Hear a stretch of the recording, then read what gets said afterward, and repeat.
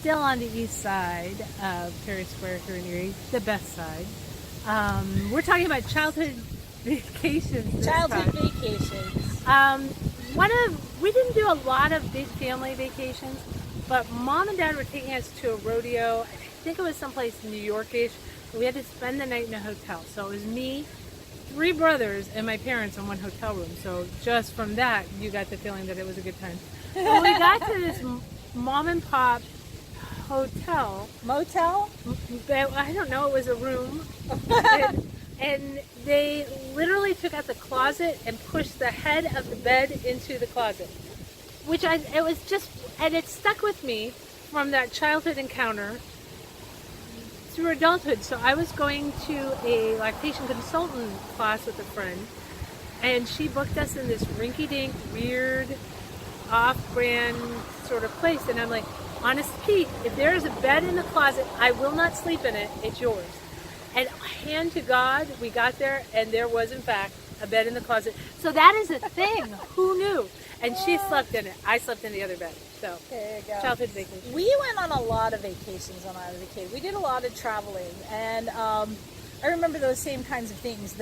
When hotels and when motels were not a chain thing.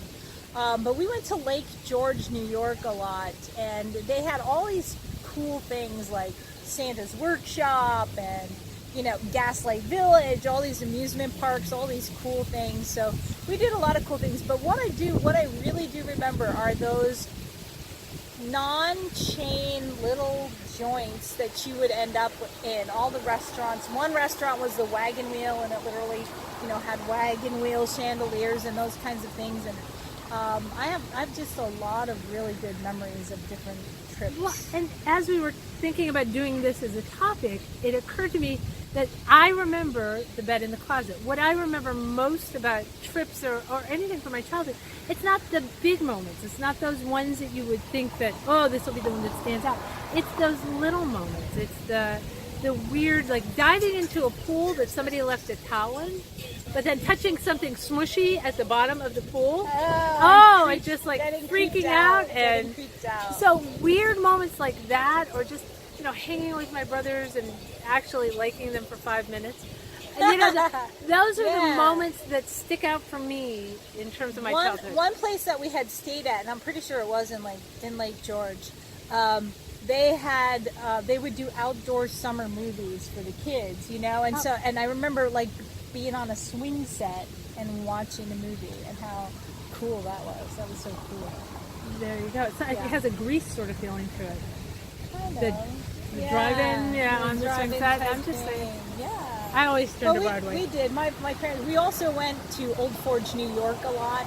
And one of the things is now, part of me wants to go back, and part of me absolutely does not want to go back, because I know it's not going to be the same, and I want it to be.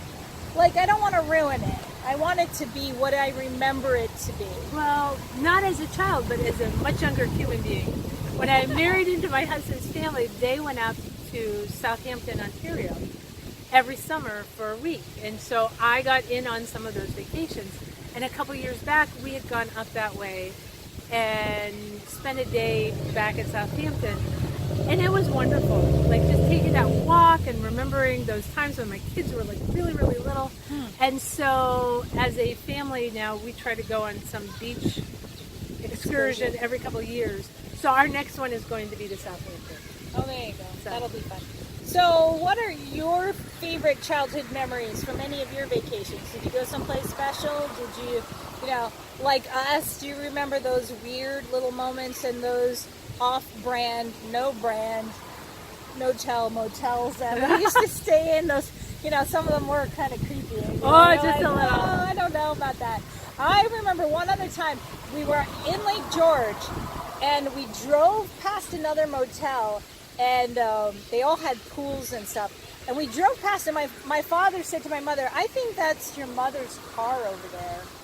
Oh. And my grandmother and grandfather and my aunt and my cousin were also in Lake George at that time, but we didn't know. And so we pulled in and we found them, and it's I mean, kind of strange that we hadn't even, because we were close to them. Right. We were close to them. And so I don't know how neither side communicated to the other that we were going to Lake George, New York. So. Again, I think those special moments then to bring it all back to our books before we end, those little moments that really stick out, I think are the moments in our books that stick out. For me, it's not that big, I love you forever moment. It's the little things he's done. It's the, he brought her a coffee because he knew that she couldn't start her day without one, or just those little I had gestures. a hero who built stairs for the heroine.